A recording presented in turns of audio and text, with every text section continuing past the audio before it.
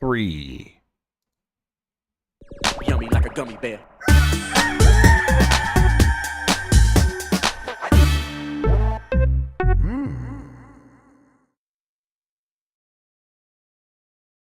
It's the internet. You're busy. Let's do this for May 30th, 2024. For the next hour or so, let me help you sort through the world of gaming on Game Mess Mornings Live with me, Jeff Grubb. Today, Monster Hunter Wilds is shaping up to be another breakout moment for the series. And what is the future of Summer Game Mess? But first, please join me in welcoming today's co-host, the Game Mess Mornings. It's Jason Fanelli, everybody. Jason, how are you doing? I am. Oh my God, that was so sinister. Are you sure you're okay? I am doing the best that I can with this voice. It's different every day on every episode now.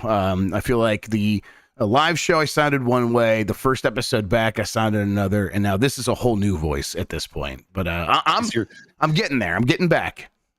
Glad to see you're finally growing up, becoming an adult. Thank you. I appreciate that. I am become a man. I went out and I did the Jeff Keighley walkabout. I murdered some Lego animals in a video game and came back to the tribe, and they accepted me as a man. It was a pretty good deal. Yes. That's also, good. Very good Fatal Fury shirt. That looks really cool. Yeah, I was part of the preview event in SNK World Championships back in March, and while I was there, I saw this shirt, and I'm like, "Yep, that's coming home with me. Let me give you some money for it." I'm feeling pretty good. Actually, we were talking about this before we went live. I'm not like when I came home, I felt like I got hit by the video games truck, but I have since slowly but surely gotten back into my normal routine. That's helped. Family, being around the family always helps. That energy is always great. Especially with last day of school energy yesterday. Oh, yeah. So everyone was hype. But yeah, things are all right. Starting to motor through the articles that I have to write. That was 6 down, 12 to go. All right. Across the different outlets. Had a couple go up today. One we're going to talk about in a little while. It's how you feeling? How you feeling from all that hosting? I feel pretty good. It was a lot of fun. Always enjoy it. It was like, we got back and we're like, okay, what can we do better? What are we gonna do next time? I'm like, no, next time. I don't want to talk about next time yet. Let me have a break first. So that's fair. We'll figure that all out at some point. But yeah, no, I'm feeling good. It was a good time. I am glad that this seems to be the thing that everyone is agreeing is like, yes, it is worth it to go out to LA and see each other for this. I think I said it on yesterday's episode that there were even a lot of companies out there that weren't at Summer Game Fest or IGN Live who were just showing stuff behind closed doors. They were at the JW or some other hotel. They were just in town for meetings. They were just in town to show off games to whoever, whether that was the press or publishers or something like that. And that, to me, that's the real good sign that there is more happening here than we realize. And I think that is crucial to keeping the industry flying out to LA once a year for this at the very least. And then that'll enable us to do all the fun stuff that we like to do. But it's weird. This sort of felt like someone took the E3 experience, not to invoke the he who shall not be named, sure, but it split it into 3 parts. So you had the industry creator part or industry media only part of E3 at Playdays. You had the public part of E3 in its later years at IGN Live. And then you had secret E3 and what you were just talking about, those secret meetings behind closed doors. Now, whether that's just showing stuff to media or if there was business happening too remains to be seen. They're behind closed doors, so I don't know. But yeah, I completely agree with you. The fact that all these components were still there, just in different places, that to me is a good sign. Yep. All right. We should probably explain what we do here. Most weekdays, I, Jeff Grubb, will help piece your gaming life back together. That includes breaking news and maybe even some of our own original reporting. For all these topics, I'll get the input of a bona fide expert who will make me look smart. If you are watching live on Twitch, welcome. You can always listen to the show later on podcast feeds by searching for Game Mess Mornings or find the RSS on giantbomb.com. You can also catch the show later with chapters and timestamps on YouTube. Hello, YouTube. All right, we have a lot to get into, so let's start the morning mess with Monster Hunter Wild Story Co-op will be more seamless than in past games. So yeah, we have as part of these embargoes we were talking about, it seems like there's going to be several beats now where we talk about some of these games that people got to see or got to play. Monster Hunter Wilds, my understanding is everyone got a hands-off gameplay, and yeah, that didn't stop people from raving about it all week when we were there. And now we're finally getting like even more details about it, starting here with James Carr at GameSpot. In Monster Hunter Wilds, Capcom has made a few changes to help alleviate some of the co-op headaches present in Monster Hunter World when it comes to story missions. Capcom has said it made improvements to the multiplayer matchmaking and taken fan feedback into consideration to make the experience much smoother.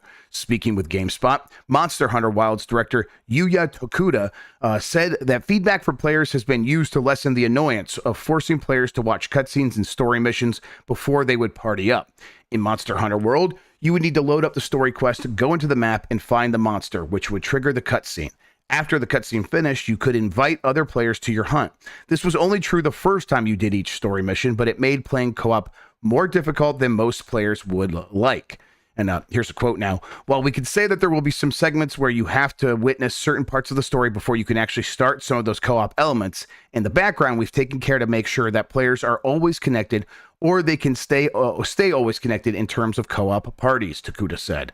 Tokuda also said that while there would still be a few instances where a cutscene would need to be viewed before you could do co-op, the overall headache would be lessened thanks to matchmaking improvements. Players can stay partied up even though these cutscenes and the background matchmaking is always happening, so you could quickly get more players in once the cutscene ends. There will even be a notification as soon as you can invite other players to your section. This is, I think, what people want to hear for this. When I look at this game, I'm like, yeah, I want to hang out with my friends and play this and do some stuff like here on Giant Bomb, do some gameplay. But there were some headaches with the multiplayer in the last game. So sounds like they are addressing that exactly. And this is precisely what this game needs, because everything else is pretty much in place, right? The Monster Hunter gameplay is as best as it's ever been. The onboarding seems very strong. They've thought about a lot of these problems. They've had a chance to make even more improvements in Rise. And now here we are with Wilds, and it's like, okay, I'm ready to go. Is the multiplayer going to be a headache? And it's like, no, it probably won't be. That's what I want to hear. Are you excited about this? I am. I was in the hands-off theater presentation as my last appointment of Summer Game Fest. And to those asking in the chat, yes, it's more like a theater presentation. You sit down, they show you 45 minutes of gameplay, they explain what's going on, that whole thing. You don't get to play it yourself, but it's a nice deep dive into what's going on. I completely agree with this decision. There weren't many things to complain about with Monster Hunter World and then subsequently Rise. So the fact that they're addressing what was probably the biggest complaint in the way that multiplayer or co-op worked is awesome, because Monster Hunter, just by its base format, is a game that encourages co-op. I know I can't kill those monsters by myself. I need help. So if I can just seamlessly bring in some friends, no matter when they log on, that's the way it should be. They did show something in the hands-off presentation where 3 people joined the hunter, but I believe they said they were AI hunters, so it wasn't quite the same as what will be the actual finished product. But they weren't there, and then they were there, and they were helping with the hunt he was already in, and they helped him take down the monster finally, and it was really, really cool. So if they can make the co-op easier, particularly in the story for people, so they can link up and play whenever they want, that seems like a no-brainer to me. Yeah, and it's the kind of thing where we were doing that Elden Ring seamless multiplayer mod, and it's like, yeah, I mean, I get that From Software has their way of doing things, and they have specific reasons, and yet it's like, okay, but there's so much benefit of enabling this seamless multiplayer. We were having so much fun. If you could just bring some of these elements into the core game so that more people can experience this across console and without having to update the game, that'd be great. And it sounds like that's exactly what's happening over in the Monster Hunter party over at Capcom, where they're like, yeah, let's just make this make a little bit more sense. It doesn't have to be quite as obtuse. And we need to maybe prioritize this above protecting some certain gameplay purity that they might have been going for before, where it's like, you got to see these cutscenes, you got to do this certain stuff in this certain order before you can unlock these things, and then your party can come together, like you're inviting them to your hunt or whatever. Like, no, just get all that stuff out of the way, excuse me, and make it about, like, now here you got a party, it's always there, it's always ready to go, and it's just, you don't have to think about it. Monster Hunter does seem, when we'll talk about it more here in a second, about like some of the technical improvements beyond the multiplayer that they're making. But in general, you saw the hands-off preview there at Summer Game Fest, the one that everyone is raving about. This is a series that has already had its breakout moment several times now, where it was massive across the world with the handheld games for a long time, especially in Japan, and it was building up an audience all throughout that time. And then Monster Hunter Worlds comes out, and it's like, hey, this is like the new way to like get into this franchise and see what it's all about, and it's much friendlier than ever. And then they did that even more with Rise, and both of those were big moments, and they really did do they fulfilled that promise. And yet somehow I'm looking at this, it's like this could be even bigger than any of that. Do you get that sense? It definitely seems like it's a vast improvement to a game that has already been vastly improved multiple times. I don't know how they keep doing this. They can't keep getting away with this, Jeff. I think my favorite thing about this was I talked to 3 or 4 different people about the demo that they saw, and we each had little stories or little things that happened in our demo that didn't happen in other demos, and they all sounded awesome, right? So the fact that everybody is playing the same game and doing the same hunts, but can have that unique experience, that unique, and the kind of thing where you're telling stories for years. Remember that time, like in our demo, I don't know if this is one of the ones, but in our demo, so the target of the hunt is chasing the hunter, and they're luring the alpha out of its den and into an open area so they can attack it. Well, the alpha has one of its little friends with it too. So he's being chased by these 2 massive monsters. The alpha backs up a little bit, and the subordinate, let's call him, keeps following the hunter, right? The hunter goes under this arch, and all of a sudden, the ground underneath him turns into this giant whirlpool with a big old lizard in it. Yeah. And the bear thing that was chasing him falls in, gone. That was awesome. That sounds very Phantom Menace. There's always a bigger fish moment. Yeah. You never know what's going to happen. It was so cool to see that happen, like just in real time as part of natural gameplay. And then he had to maneuver around the whirlpool to get back to his actual target. But it was so neat. And then at another point, he somehow summons the apex dragon that's over in a nest over here to help him fight his hunt until his co-op friends can arrive. What is going on in these games? Yeah. It was a very, very cool demo. And again, everybody had their own little experience. Everybody had their own thing that they were able to see during it. And you can hear the oohs and ahs. And I only had like 6 or 7 other people in the theater in the little booth with me, because like I said, it was the last appointment of Summer Game Fest. But even that, the noise in that room, just be like, whoa, it's so cool. That game is gonna, as my headline said when I wrote my preview for MMORPG, oh boy, Monster Hunter Wilds is going to take over our lives. Yeah, it really does feel that way. And for me, I think one of the reasons I'm getting excited, and it's very basic. I'm a basic bitch. I can't help it, Jason. It is even more open and more seamless in terms of the way the world is stitched together, where it's like we know that this is the second effort of the Reach for the Moon engine, the RE engine over at Capcom, of doing an open world game after Dragon's Dogma 2. And to me, that just is how I understand worlds to work. And so it's like things just click into place more easily for me. And so I can imagine a hunt across an open space more easily than I can okay, we're going to this area. And then it's like, if I want to go find this thing, I got to load this other area. And just managing that just makes me a bit of a curmudgeon, where I'm like, that's not how things work. And so the fact that it is, stitched together, it is seamless, it is just going to keep going. I'm like, okay, that's promising. But then I worry about, well, it's going to be this big area. My understanding is Monster Hunter is typically not the kind of thing where it's got a ton of things on screen. And yet that takes us to our next story here. Monster Hunter Wilds will throw way more monsters at you. This is from Jean-Luc Seipke and James Carr at GameSpot. Monster Hunter Wilds will throw more monsters at you at once thanks to the power of the current generation of consoles.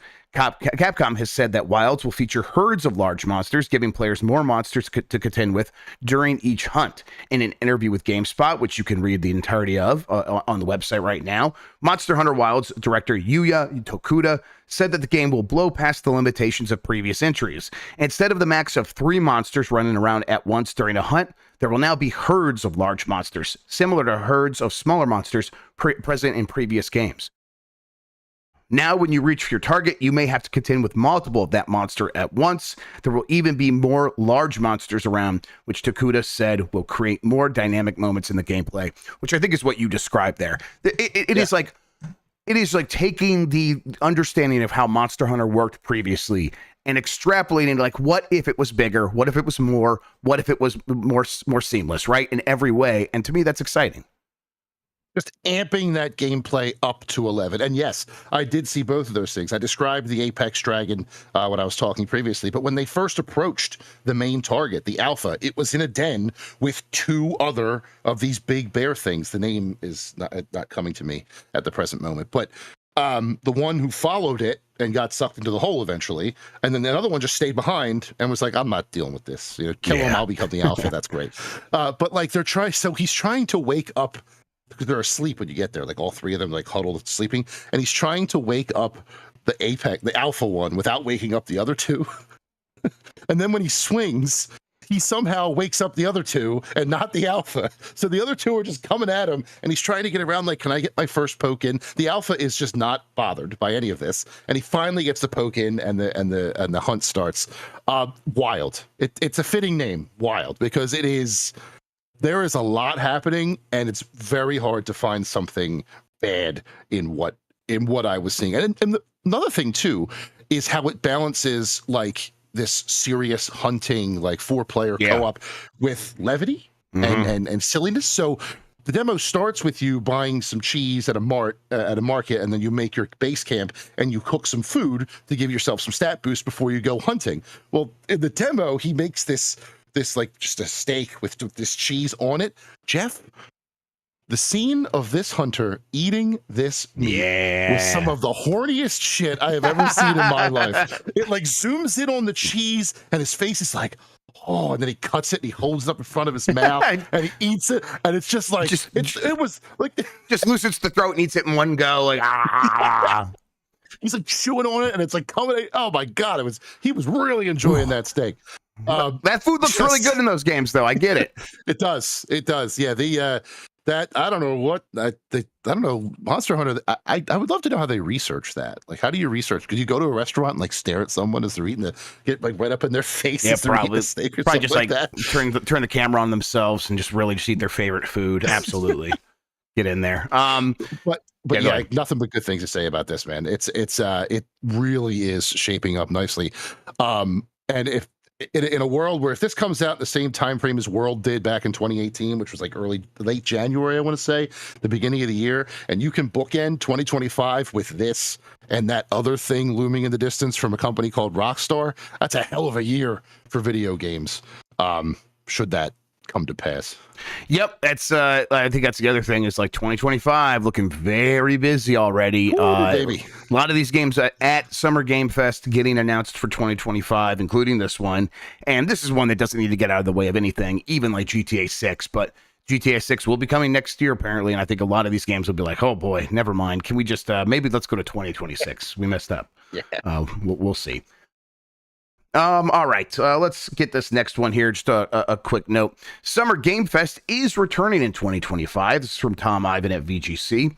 Summer Game Fest will be back in 2025. It has been announced. Next year's Summer Game Fest will once include a live streamed showcase, which fans will be able to attend in Los Angeles to kick off the proceedings. And it will again be followed by Play Days, which is the invite-only preview event for media and influencers, which is produced by I Am 8-Bit. There's a roundup of other news over there on VGC. Shouts to them for the news. Yeah, okay. Hey, Summer Game Fest was a success, I think, right? I think that's sort of the assessment I've made. How do you feel about it? 100%. So last year, first time I went, second time they had it, and it felt like a block party. Like if E3 was a block party, right? This year was a little bit bigger. I still felt it was nicely contained. But the Playdays event itself was a little bit bigger. That they're starting to get their feet under them a little more. And as I'm walking around, I'm realizing that the word block party, while still kind of work, doesn't quite fit what's going on here. There's like a little more to it. It's a little more advanced. And then I realized I'm looking at the map, and they called it. They said what it is for me. Campus. It's a campus. It was like going back to college. Yeah. It was like that first week back at college or the spring thing. You walk across the quad and you see 5 people you know. Yep. You're slapping high fives like you're coming down the aisle to a wrestling match as you're going from appointment to appointment constantly. Yeah, it was awesome. And if you even when you had to go off site, it wasn't that bad. Like the Belasco where Ubisoft was, I ended up taking 6 Ubers in one day, but it's either that or walk through Skid Row. But it was an easy, right up the street, 5-minute, and you're there. And then you're back at Playdays doing your thing. Everything was spread out nicely. The map was nice and clear. I appreciated the food trucks. They came in handy a couple of times when I was, at my wit's end. So it was nice to have them right there and have a couple of choices. My only fear is I think this year was a perfect size. Yes. This year was exactly what it needed to be. Everything was, like I said, it was evenly spaced out, but it wasn't so far away that I was doing the South Hall to West Hall marathon like I used to do in the E3 days. It was manageable. I could get to every one of my appointments with 2 to 3 minutes, sometimes sooner if they were close enough to each other. What happened this year was the perfect size, even with registration being across the street. Yep. So I worry that they may try and go a little bigger, but where do you go? They had the whole square. They had the whole block. Yeah. How can you grow on that? I mean, I think what they might start doing is expanding into that parking lot. But what they did this year compared to last year, as far as I could tell, is maybe they had these last year, but I didn't notice them. They got a little bit more dense, where they put those cabanas to use outside, where it's like, they enshrouded them with tarps so they could pump air conditioning in there or whatever. But it's like, okay, we'll put like 4 more places in there, and then you can go outside out back, and then Sega will be right behind that. And technically it's outside, but it's still like part of everything. They have used the same space they had to fit in even more stuff. And you could tell it's like, man, they have jam-packed this place with everything. So you're right. It is about the right size for what it is. And if it's going to get bigger, it will have to get a bigger footprint. They will have to begin going across the street and putting stuff out there. And I think that they're probably prepared to do that. But you're right. I'm like, does that make sense? And, I am 8-bit probably doesn't want to grow too fast with these things because they got to make financial sense for them. But I don't know. I don't know. Do you think in 5 years we're back in the LA Convention Center? I don't think that's probably going to happen. What do you think? No. If we are, it's one building, not both. They won't use the meeting rooms upstairs. They'll keep it all confined to West Hall probably. But no, I don't think they want to get that big either because, like I mentioned earlier, there are now multiple things happening at once, so they don't have to go any bigger than the industry media that this was. Because IGN Live, if that keeps going, that'll take care of the public part. And then if there's still some backdoor stuff at the J-Dub or whatever's going on, that'll take care of that part too. So they may have the ability to just stay as they are, maybe expand into the parking lot across the street for a little extra, but you don't want to get rid of parking too, because people who are volunteering need a place to park. So there's that whole thing to worry about. I don't envy them having to make these decisions. I'm glad I'm not the one that has to make them, but I could see maybe a little bit of expansion, maybe a little bit more, but not much. Like there might have been some empty space next to Bag Check for a little cabana. Maybe, yeah, but maybe. Or maybe like Amazon took over that one whole restaurant, both floors. Maybe one company's downstairs and one company's up. So there are some places to play with it, but a little bit. Yeah, not much. I do think that all the companies involved, in terms of like running this stuff, then that's Jeff Keighley running the showcase, I am 8-bit running this event, and then IGN over running IGN Live.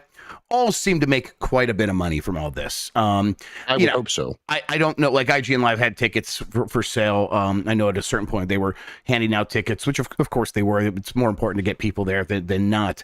But they were charging a hefty fee to be a part of IGN Live to these developers, and they were. And I am 8-bit definitely doing that. This is probably significantly more. And then Jeff Keighley doing his thing with the showcase. We all heard the news about that. Seems like everyone is making out, not quite like a bandit, but they're definitely making out just fine. So financially, this is all lining up just how everyone wants it to. And these companies, the way it's always explained to me is like, these marketing budgets are there. They are looking for places to spend that money, and right now these event organizers are making it make sense for them for the most part. Sure. So I expect that stuff to work together. I think we are forgetting about one crucial part of this, and that was Giant Bomb at Night Live. Giant Bomb at Night Live, which tons of money made from everyone paying to be a part of that. Of course, that was nonstop. I caught a toe. It's the That's weirdest. Right. You did caught a toe. I saw Jordy Midler asking for one of the rubber ducks that Elise Williams was given, and I was in the chair and I just did a gnarly sidearm, and it was basically like twirling like right toward him, and then a lady leaned back and it just pegged her right in the face. So I'd like to apologize. I am so sorry. I was trying to hit Jordy Midler's bald dome, and instead I hit you. My bad. I think I almost might have hit her twice, but I think the second time it missed. Luckily. All right, let's take a quick break. When we get back, we got plenty more headlines to go, and plenty more talking about catching toes at live shows right after this.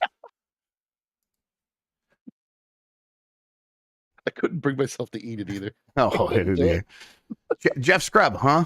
This is why I don't let Turbo Sean do this. Giving me the thing there. All right, we're back. Hello, everybody. We're getting right back into the news. Expect a really good Xbox event for Gamescom as well. That's the headline from Jonas Mackey at Game Reactor. An unusually unanimous internet seemed to think that Microsoft really delivered last Sunday during the Xbox Game Showcase, where they showed off games like Fable, Indiana Jones and the Great Circle, Perfect Dark, and announced Gears of War E-Day. Yeah, you know what? All four of those games I thought looked really good. I'm like really into all of those. But apparently they didn't go all out, but chose to hold back several titles, and we can thus look. I'm looking forward to some titles, and we can thus look forward to more spectacular events in the future. This is what Kind of Funny XCast host Paris Lilly claims on Reset Era, where he also says that he talked to several people from Xbox team, and that Gamescom will also be a big one for Microsoft. Told you that the showcase was going to be good, and the wild thing is I had multiple people at Xbox tell me there was so much more they could have shown, and Gamescom is shaping up to be a big show as well.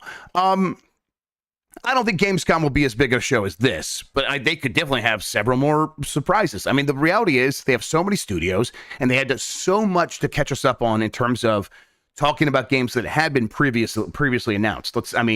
Gears of War was new, but Indie, Fable, Perfect Dark, all games that have been announced, if not, for a couple years, for several years. So they had like a backlog to get through. And now, now that they're past that, maybe they do have a little bit more freedom. These games aren't out yet, and that will give them even more freedom to announce new stuff. But the fact that we have had updates on these games and dates of 2025 or late 2024 for most of them, I think it does free them up to like get to Gamescom and be like, all right, now some of these games are coming out in a month or 2 months or whatever. The rest will be coming out next year. Let's take even further look at the future and talk about some of our deeper plans. And I think Gamescom, they could easily start that conversation. What do you think?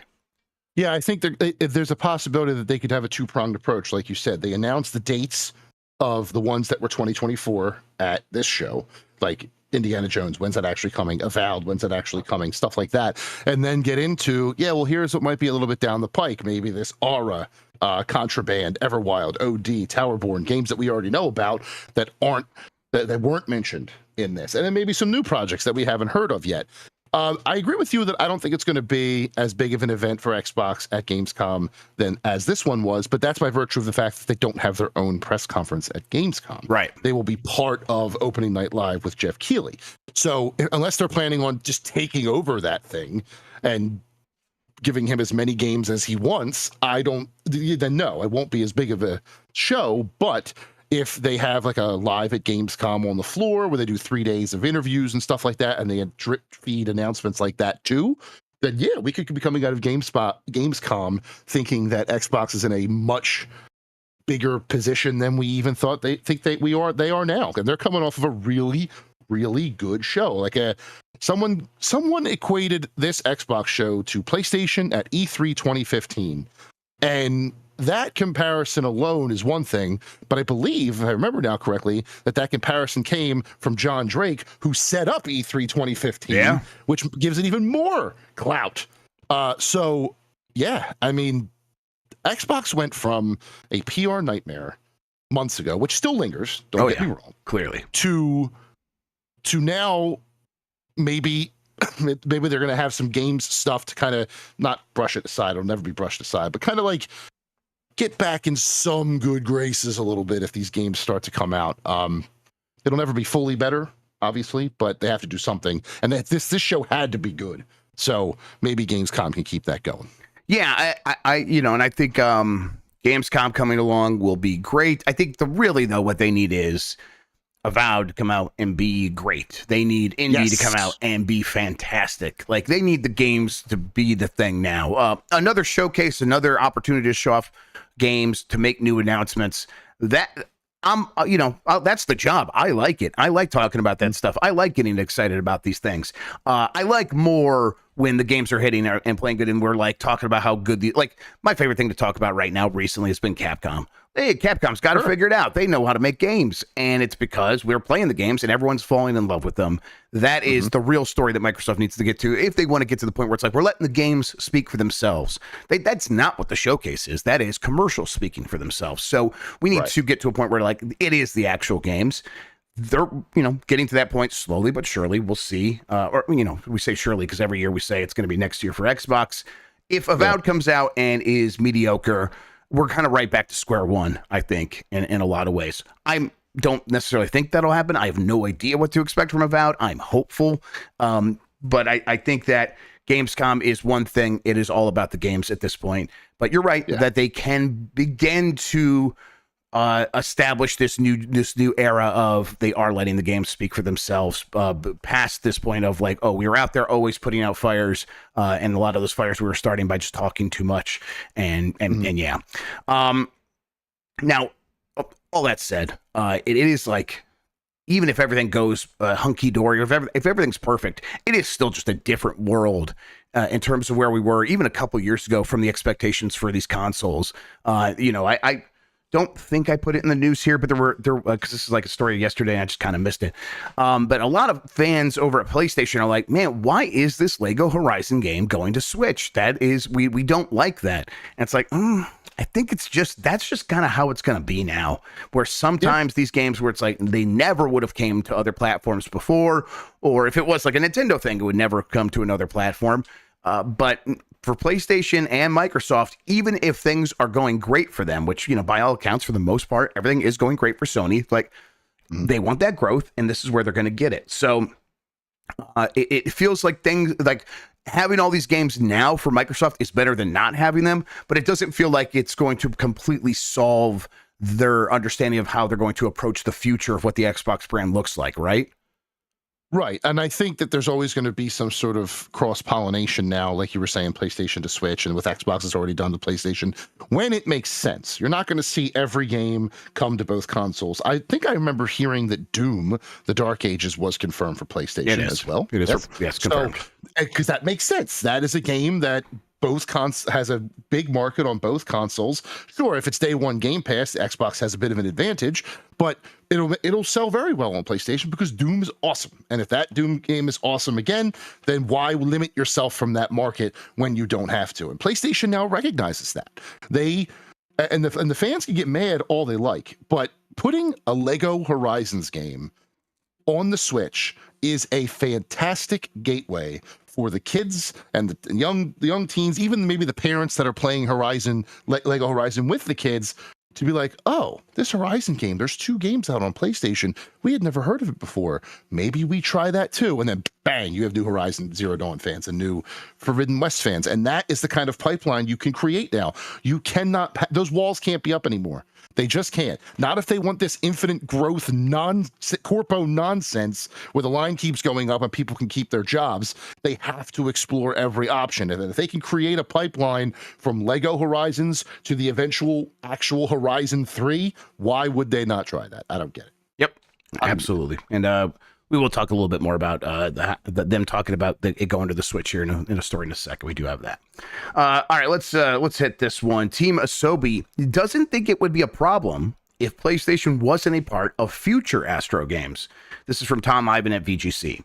Team Asobi studio director Nicolas Doucet isn't ruling out a future Astro game that doesn't lean so heavily into the history of PlayStation. Like Astro's Playroom, a free platforming game included as a pack-in with the PS5, upcoming sequel Astrobot is a celebration of Sony's gaming division, only on a grander scale.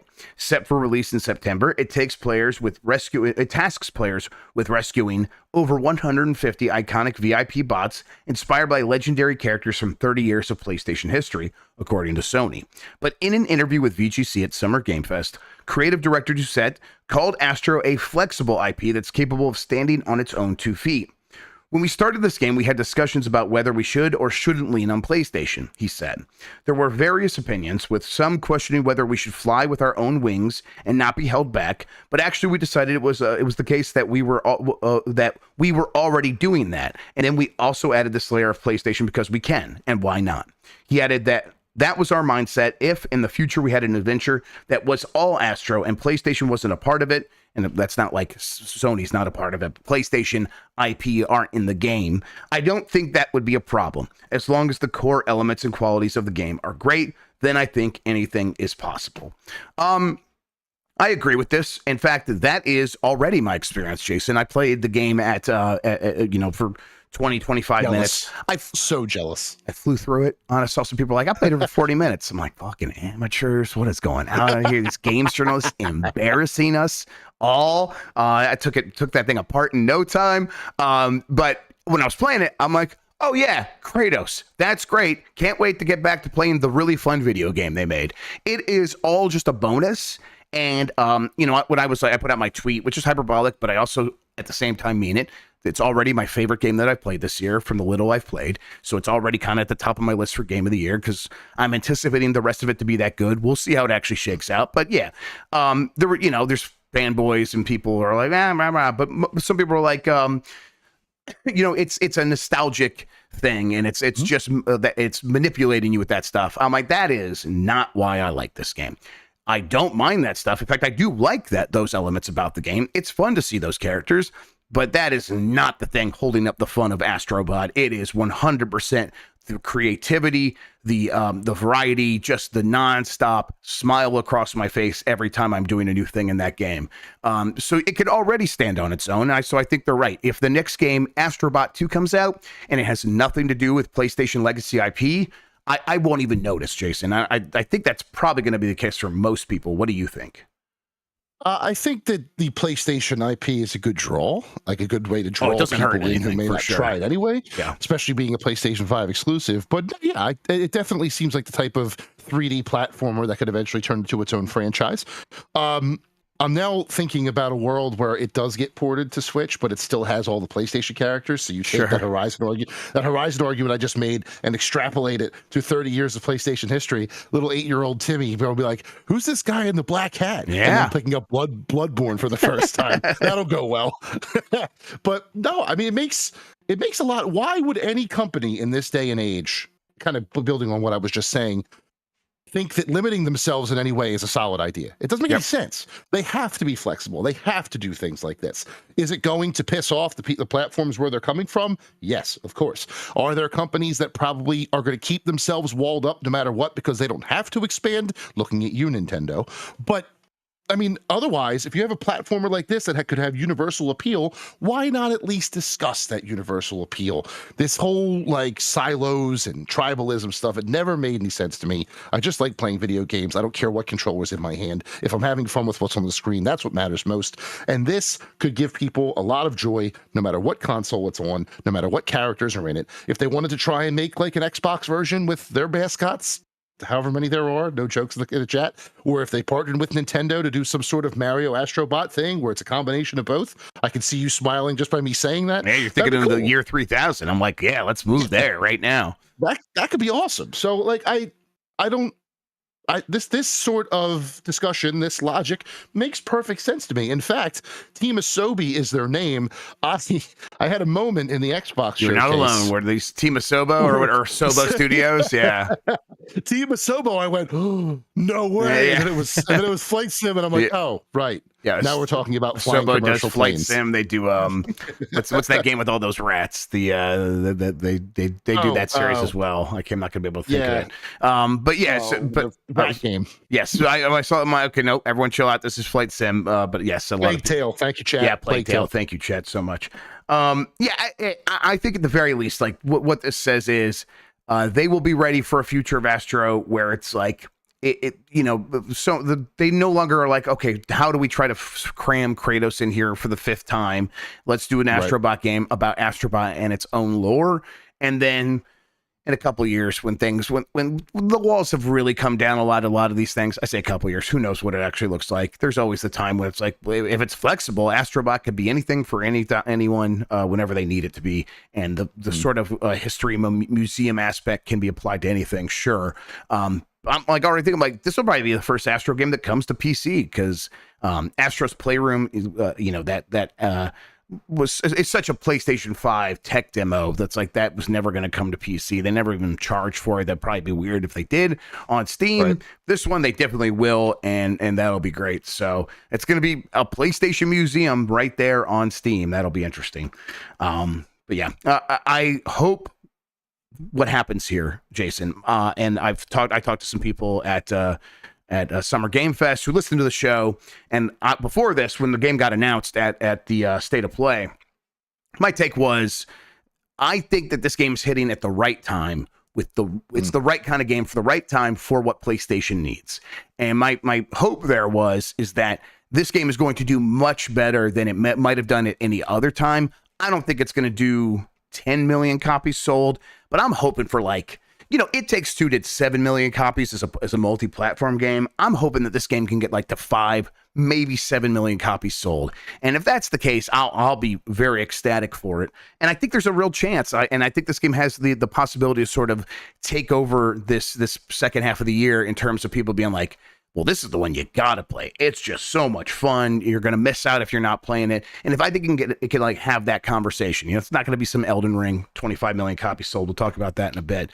But I think it's going to hit at the exact right time and have a chance to kind of take over the conversation here in a few months. So looking forward to it. I'm with you. All right. Guerrilla says Lego Horizon Adventures and Nintendo Switch were a natural fit. This is that conversation I was promising. This is from Tom Ivan at VGC. Guerrilla Games has discussed the origins of Lego Horizon Adventures and the decision to release the game for Nintendo Switch. Announced during last week's Summer Game Fest showcase, the action-adventure title will hit PS5, PC, and Nintendo's console this holiday season. Co-developed by Guerrilla and Studio Gobo, it's billed as a playful and lighthearted story inspired by the events of the world of Horizon. The game has been in development for about 3 years, according to James Windler, a narrative director at Guerrilla, who told VGC the studio plays home to tons of LEGO fans. The story is that we prototyped the first machines for Horizon Zero Dawn with Duplo, he said in an interview following the game's reveal. There are fanatics within the studio who have entire rooms of their house devoted to LEGO. Also, there was a desire from devs who had been working on the Horizon games for 8 to 10 years and wanted to make something that was a lot more whimsical and fun and to kind of have fun with the IP. Windler said LEGO was attracted to the world of Horizon because it's a bright and colorful world, and because there are a lot of elements within it that translate obviously into LEGO, like the machines. He also said that while the themes in the main games can be quite dark, a sense of optimism and hope runs through them all, and that appealed to LEGO, as did the inclusivity of our fan base. But yes, he basically went on to say it's a natural fit for Switch because of what you were saying earlier, Jason, that they want to introduce these games to a younger audience. And while, of course, the PlayStation 5 is in a lot of homes with a lot of younger people, that audience is still mostly playing on the Switch. I think it's safe to say that the majority of them are playing on the Switch, and having them sort of have this ramp up of going from Pokemon to Minecraft into this, and then having them ready, like when they do try out the PlayStation, be like, oh, now there's a real big Horizon game over here as well. I know all about that. And now it's like a serious version of that story. And as they go from being kids to teenagers, how like their taste might change, and that might hit at the exact right time. I could see that making a lot of sense when they're trying to explain it internally why they're doing this. And at the same time, I think this game completely stands on its own from what I played of it. It is very fun. It is very whimsical and funny, like they were going for. And I think it's like my favorite version of Aloy, where she is, she's very cute and funny in this game, where it's like all the jokes really land, because I think Lego writing in general is like really lends itself to like not satirizing, but sort of poking fun at your own story. Like those Star Wars Lego shows and games have been very good at that. Mm-hmm. This is the same way. And it's like, Horizon could kind of take itself a little seriously. And this is like, it's that same story, but instead after every point, she kind of makes a joke, or someone around her makes a joke, and it's always very welcome. So I'm super into this, and I think it does make a lot of sense for Switch. Do you think the reality will turn out that this actually does act as a gateway into the other games, or is that wishful thinking? I think it's a bit of wishful thinking on my part, but I do think that there will be at least increased interest. I think there may be somebody who may not have tried it before, sees what's going on here, and says, all right, maybe I'll give the first game a shot if it's like on sale or real cheap, because it's been out, what was it, 2017? The first one came out, I think. Yeah, second one was right in 2022, a couple years ago. If it builds the Horizon fan base, that's great. They're in for a rude awakening when they start playing Horizon and its sequel, because those stories can get nuts. Yep. I'm excited for these new young Horizon fans to find out what Zero Dawn actually means. But yeah, I mean, it's probably a little bit, like I said, a wishful thinking on my part, but I don't think it's entirely impossible. And even if that doesn't happen, if people still get a brand new Lego game that stands on its own with these differences and the ability to poke fun at itself, like you said, it just makes them laugh. It makes them have a good time in this new world. I think that's a win too, right? Like it is, the more the words Lego Horizon Adventure set into my brain since it was announced on Friday, the more it makes sense.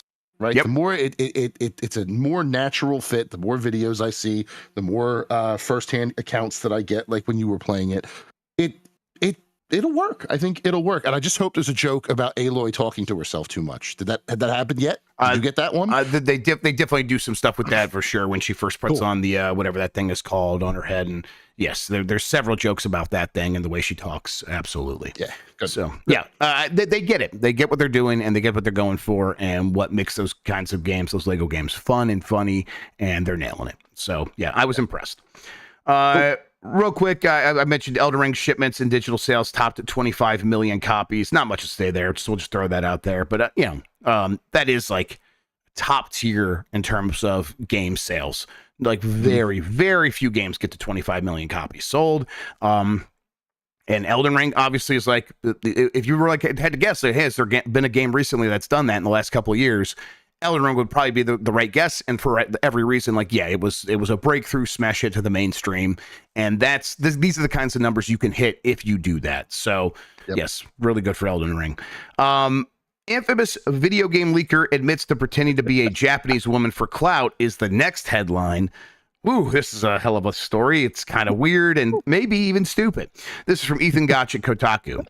A hyper-passionate fan base, a notoriously secretive industry, and social media algorithms that encourage people to follow their worst impulses for 15 minutes of fame. It's a volatile cocktail, and one that might explain why an infamous leaker who went by the name Midori lied about being a Japanese woman when he was actually a disgraced leaker known as Mystic Distance from many years ago.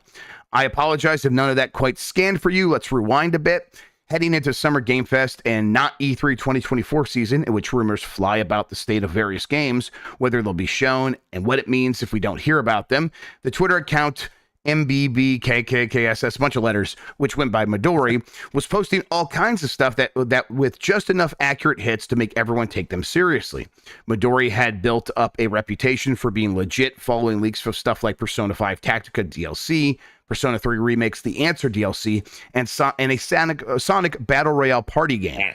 Sonic. But recently, the account started branching out into much bolder claims about Kingdom Hearts 4 still being several years off after Jeff Keighley confirmed it wouldn't be at Summer Game Fest, as well as codenames for several secret Nintendo projects, including the next Splatoon game. Watching Midori post Nintendo leaks is like seeing Icarus fly progressively closer to the sun, wrote one person in a tweet that blew up near the beginning of the month. But Midori wasn't just posting reams of apparent insider information about upcoming video game releases from Japanese publishers. The account was also building up a persona of a female Japanese leaker engaged with a seemingly predominantly male American audience, one who ran a Discord and wrote in broken English. Oof. This was enough for some fans obsessed with Japanese games to develop a parasocial relationship with Midori, to the point where they were trying to calculate her age and asking her for her number. Thank you for your friend request, Midori posted last October, but I have a boyfriend, so I don't want to date right now. You could date in Persona games, so you could do that instead. I hope you find cool girlfriends soon. Oh boy. Adding to the mystery surrounding Midori, the character would frequently talk about getting out of video game leaking world altogether before eventually coming back, most recently on Monday of this week. It is just stressful to continue because of conspiracies, Midori wrote at the time, so I am uncomfortable now. I think it's good to stop here. The timing also happened to coincide with several incorrect predictions around Square Enix games showing up at the Xbox showcase, as well as the visions of Mana not coming to PlayStation 4. The publisher confirmed earlier today that it was. Now it turns out that the only real conspiracy was that Midori was a mysterious new female leaker from Japan and not apparently a white male Persona leaker previously known as Mystic Distance. The rumors about my identity that have started to spread and will continue to spread are recently are correct information, he posted on June 13th. It is only ironic that I am corroborating information that will almost assuredly end the long journey that has been had with this account. There's a lot more to this, Jason, but boy, it's a weird story. What it mostly boils down to is a leaker came back after being disgraced previously, started a fake account, lied about being a Japanese woman, which is always just a fun ride when people try to do that one, especially as a white American man. And that eventually it was found out and people started talking about that, and they had to admit that that was the case. And that they had a long Twitter thread yesterday that I didn't read most of. But yeah, it's a weird one. Why do people do this? I've gathered one thing from this story, that's this guy sucks. That's really it what seems I've like he gathered does from it. suck, indeed.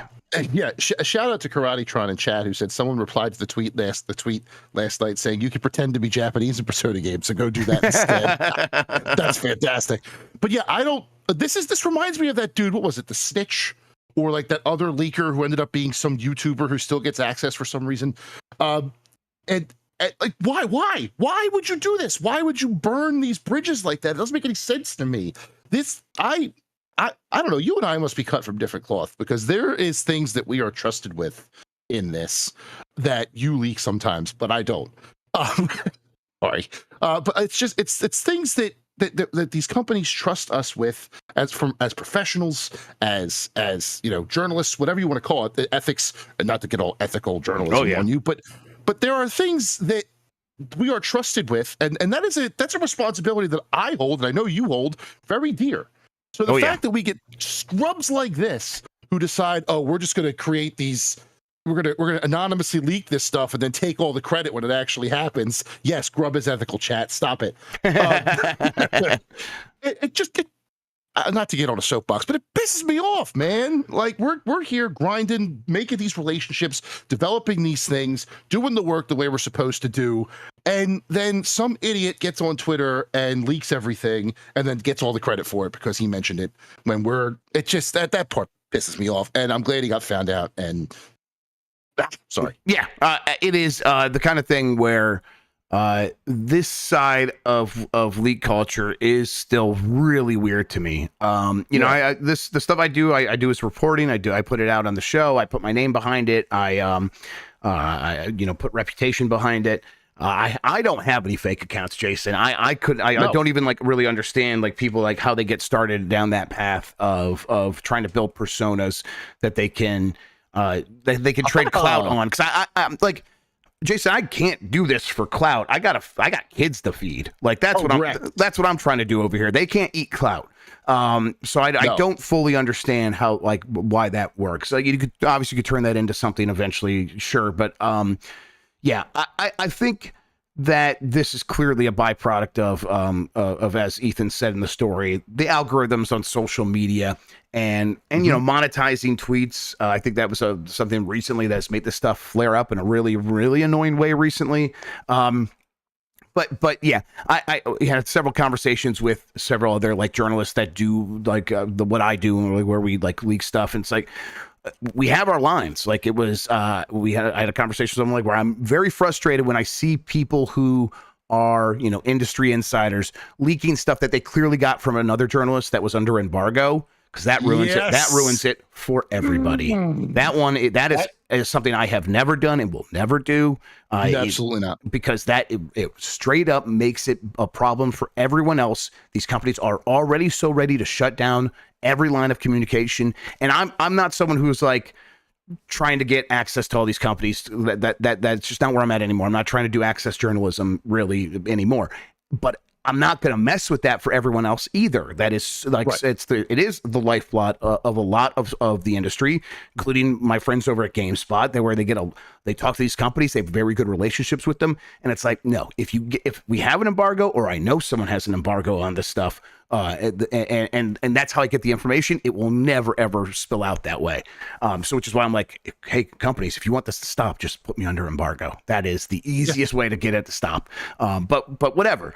And this definitely feels like it's part of that, where it is salt the earth style leaking and just going for it all and risking it all. And now once again, it's like it's just crashing and burning in front of Midori's eyes. So, or whoever, Mystic, whatever the hell his name was. I can make up dumb rumors under a fake Twitter account too. But if I ever got found out about it, my professional persona, whatever you want to call it, would be shot. It just and that the one you said about a journalist getting it from another journalist who's under embargo, that one, oh god, it's bad for everybody. I want people to like me, Jeff. I can't start yelling. I know, but it is something that I wish we could stamp out a little bit more, because it's just it makes the job harder for everyone else. And it does. Embargoes are the kind of thing where if people might hear those things and be like, well, embargoes, that seems shady. They're not. It is just an act of convenience for everybody. Everyone can get the information at time that is convenient to them, have time to work on their coverage however they need to, and then it comes out at a time where we all agree upon, so that we can have some work-life balance. That's how I view embargoes. NDAs, I don't like signing. That's a different thing, but because it's like effectively the same thing, but now with threats of legal action, we don't need that. But embargoes are mostly just a friendly thing. And this is news too, right? So news embargoes should be even easier to follow. Yeah. They give you information. Don't say it till we tell you, to create a bit of fairness among the media and stuff like that. Reviews are the same way, right? If you put your review out for other people, that could affect the company giving, like Nintendo. We're talking about Nintendo jail in the chat here. Nintendo, a freelancer a couple years ago, put their review out early, a couple hours early or something, and that basically screwed review copies for freelancers from Nintendo. Yeah. Like I cannot, as a freelancer, unless I have an outlet lined up, cannot get review code from Nintendo anymore. And I don't necessarily blame them. It's what they have to do. But like, I would love to be able to say, I have code in hand, let me review this for you. That's a strong pitch if I already have the code. And now, because of that one jerk, I can't do that anymore, because they don't give the codes unless I have the outlets first. Yep. It's just the stuff with my understanding, like, we're not part of it, we're not in it. So my understanding is, like, apparently Nintendo forces these companies to these coverage outlets to use the newer Switch that has the better chip on it, and has to be whitelisted. It's like this whole process. It's nuts. It is nuts out there. I couldn't do guides for IGN for Princess Peach's Showtime for that reason. I still have a launch Switch. Weird thing. All right. Dragon Ball Sparking Zero's Furious Fighting Packs is a nostalgic punch. This is from Jason Fanelli at GameSpot. Jason, you want to tell me about this? Oh, the game is so fun. Oh God. It's like I went back to high school when I sat down and started playing this thing, man. The old Tenkaichi games with the third person angled view and being able to, you know, just find the person on the map and beat the crap out of them, knock them through a building, knock them through a rock, all that stuff. Game was so damn fun. Good. I want to clear up some things. So GameSpot put a video up, 5.5 minutes of me talking with Jordan Ramey about this demo. And there's one thing in there that became a discussion in the comments, and I want to clear it up right now. Each evolution in the chain for like someone's different forms are not separate characters. If I pick Vegeta from Dragon Ball Super, who is Super Saiyan God, if I pick that form, I then can't pick his base form or his Super Saiyan Blue form. It grays out all three, because if I am using him in a battle, I have the ability to go up or down the evolutionary chain with a certain interesting ability. Yeah, if using some key or there's like a little symbol that tells you can do it. So if I pick one, I pick them all, and then I have access to them all, and it grays out the rest of the choices. Like I tried to pick Super Saiyan, Super Saiyan Ultra Instinct. I was Ultra Instinct Goku, and then it just eliminated the rest of them because it would let me go down the chain if I wanted to. Now there are characters this doesn't apply to because they only have one form. Like Majin Buu is one form. Bergamo, who is in the game from Dragon Ball Super, is one form. Stuff like that. I want to clear that up because it wasn't. I was confused tried to show that. Yeah, I think people in chat were. I tried to show that in the capture. I tried to show like in the character select screen that when you select the character, go on. Yeah, Fat Buu. Sorry, Fat Buu was the only one in the demo. There were other forms of Buu, but only Fat Buu was in the demo. Right. So I'll just clarify that too. So aside from that, oh yeah, the game is awesome. The game is so much fun to play. It feels like it did back then, just with much better visuals, much better like just the way the screen fills with color during a level 3 super and all this other stuff. Really, really fun. Now I only got to play versus battle, one player versus CPU. We didn't get to do any of the single player stuff, like the episode battles where you can like choose different paths in the actual storyline. Didn't get to do that, but we heard about it. A couple other things, like we didn't get to do the custom battles where you can make your own little stories. Didn't get to do that, but the core gameplay, nailed it. Bang, I'm in. Excellent. I'm glad to hear that. I think it looks pretty good. I was never I don't think I ever played a Budokai of any kind. So interested to check this out like as a newcomer and hopefully get like the best version that they've ever put out. That would be excellent. All right. Hey, looks like that to me. Sorry. Okay. No, that is exactly what I want to hear. So I'm very excited to hear that. All right. Poll question coming up in a second. Before we do that, Jason, why don't you tell people where they can find you, what you have going on, where they can find this Dragon Ball Sparking Zero impressions and all that good stuff? Certainly. Big Man Fanelli on Twitter, BigManFanelli is where you can find me. I have all my SGF coverage going up so far. 6 articles down, 12 to go. You can read about Monster Hunter Now and Monster Hunter Wilds on MMORPG.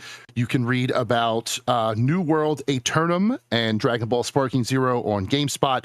I have something coming to the Epic Game Store soon on Sonic X Shadow Generations. Did get a chance to play that as well. A couple things in the pipeline that I can talk about because there are no embargoes. Enotria, the last song, they gave us a little guide to after we were done that demo.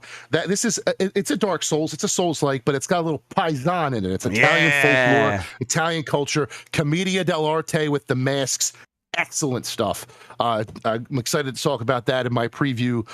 What else? I got my schedule. Instead of Estes Flask, you get a spicy meatball. No, I didn't see a spicy meatball. Right, well, there was one enemy that looked like a meatball, but he looked like he wanted to eat me. Okay, well, fair enough. Yeah. I got some stuff coming to VGC. I looked at Fear the Spotlight for them, Yars Rising for them, which was a surprisingly I enjoyed that more than I thought I would. Same. And I want to point out one game from Netflix games. I know Netflix has games. That's the joke. There is one coming out in 2025 called Harmonium. It is a musical that follows the life of a deaf girl, and it was fascinating. Ooh. So it's like mini games and like narratives like based gameplay. So there's one part she has this she's in this mystical musical world, and there's this fairy that joins her. And the fairy has musical instruments for parts. It's really cool looking, really like Pan's Labyrinth looking sort of thing. And so they're in a room and they're separated by a window. And in one room, the one person can see this big statue of this musical god. And in the other room, you as the deaf girl has this like vase, and there's 3 sections, and you have to match the vase to the statue, but you can't see it because it's behind the wall. So your companion has to sign to you what instruments are on the head and what shape they're in, and then what instruments are on the body and what that looks like. So, and it's actual ASL, American Sign Language, in this demo. Ooh. And they communicate what it is, and you have to guess what it is and get it right. If you press the button, then you escape. And then in the next scene, it's reversed. You have to describe the statue to your companion and make sure that they get it all right so they can escape the room that they're in. Fascinating stuff. There was one moment where the girl was just walking through a path and stepping on piano keys and then playing the song in the background as she was stepping on them, kind of got the emotions up a little bit. Keep that on your radar. Free if you have a Netflix account, mobile game, Netflix games. That is a really, really interesting project. Look up some trailers. I was into it. That'll be coming to VGC at some point. Very, very promising. Yeah, that sounds very cool. All right, poll question. Got it right here. Let's bring it up. Rate the Summer Game Mess, which is all the announcements and shows from the past week. Give it a letter grade. Let's see here. Let's start at the bottom. 7% gave it a D or lower. Then the next most popular answer was an A at 16%. Then 19% gave it a C, and 57% gave it a B, which I think is very respectable. I think that is people kind of averaging things out, Jason, where people are like, hey, SGF either did something for me or he didn't. I know I was talking to Turbo Sean yesterday on the Bombcast Revengeance episode, everybody, where we went over all our previews that we could talk about so far. And sitting at home, he was really enjoying the Summer Game Fest show itself, the showcase, because there had a lot of like fighting games in there that he was interested in, and Metal Slug Tactics. And I'm like, looking back on it, I'm like, yeah, he's right. It was much better than I gave it credit for. But some people, it's like, that show didn't do anything for me. And then the Xbox show was so good. So I think people average out to a B. Where are you at on the grade rating for the overall Summer Game Mess so far? For a second there, I thought you were showing my screen because I was a B. That was basically my logic. The things that really stood out were not pulled back by any of the things that maybe I wasn't very interested in. Like I thought that Xbox was an A. I thought the Summer Game Fest itself was like a B minus C plus. Like there was some cool stuff in there, but there was some part that dragged. Like as I said on the couch, Giant Bomb at Night 2, go check it out. I read very cool stickers. Building the Capcom news, the Terry and Mai coming to Capcom is disgustingly cool. Yep. Like what that could mean for the future of fighting games, that island is now being visited by outside guests. Badass. Day of the Devs was awesome. There'd be for sure. Ubisoft, as someone just mentioned in chat, that was one I didn't need, as cool as it is. I didn't need 6 minutes on Anno. I like Anno and I like Italians, but I don't need 6 minutes on that. Don't give me an hour show where 20 minutes is Star Wars, 20 minutes is Assassin's Creed, and then 20 minutes is everything else. That's weird. But otherwise, solid B. Yep, I'm right there as well. B. Let's see here. I do have a new poll question. Let me see if I can get that going. New poll question. Have you played a Monster Hunter game before? Yes or no? Just interested, just curious. We'll talk about that on the show tomorrow here on Giant Bomb. Speaking of Giant Bomb, as Jason alluded to, you can go watch those at night segments. The whole shows are live, but I think Jan, before he left to go out on assignment, he put up, I think he's going to upload one segment per day for the next several days. So if you just want to watch him segment by segment, that'll be going up on the YouTube channel here and over the next couple of days. Definitely check out Jason's. You were great on the couch. I really appreciate you coming by, man. It was a lot of fun having you. And then it was awesome. What's that? Yeah, it was a really cool thing, and then I got really into my feels and started telling everybody how much I appreciated them. We all appreciated that, absolutely. And let's see here. What else do we have? I think today is going to be a lighter day, a little bit of a recovery day. Like I said, Jan is out, so no voicemail dump truck today, mostly just to save my sanity. I just couldn't run that show today, so going to take it pretty easy for the rest of the day. I think I'm going to go play some Steam Next Fest demos just on my own time. Jason. Yeah, that's what we'll probably do. If it's that's still running next week, maybe we'll do something with that. But then Friday, back tomorrow, Game Mess mornings, and then we will do a UPF. Me and Dan are going to play some Sniper Elite 5. We talked about that when we were there. Like, that sounds like fun. I'm like, hell yeah, let's go. So I got back. He's like, install it. So we'll be playing some Sniper Elite 5 on the website. I think Mike might hang out. We'll see how that's going to go. But beyond that, I don't know. We'll be back next week with more stuff as well. Anything else I should point out? Oh yeah, Sean did a lot of work re-uploading the talkovers. Boy, that was frustrating to deal with, but he did a great job of rescuing the audio on those things. So definitely give those a listen and a watch as well. All right, let's see here. Oh yeah, Metal Slug Tactics does have a Next Fest demo. I did download that, Sean, so I'm going to play that. We could talk about that on Bombcast next week. Jason Fanelli, thank you so much for spending today talking with me about video games, man. I really appreciate it. Happy to do it. Happy to always be here for you. And if you need some suggestions on demos, GameSpot has a great 25 game gallery on the demos that you should be checking out, written by Darren Bonthus, who was a great dude. I will check that out personally. I downloaded about 20, and I'm like, I'll probably download another 20 before I'm done. All right. Thank you, everybody, for watching. You're the best audience in gaming. Until next time, have a good one. Take care of yourself, and goodbye. See you. Paisa. Paisa. Hey.